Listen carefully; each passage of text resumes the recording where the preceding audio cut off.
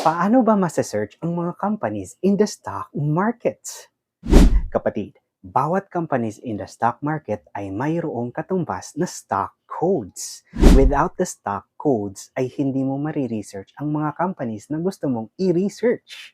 Here are some of the stock codes na nag-i-exist in the stock market. Jollibee is JFC.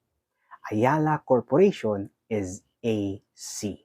Aboitiz Equity Ventures is AEV.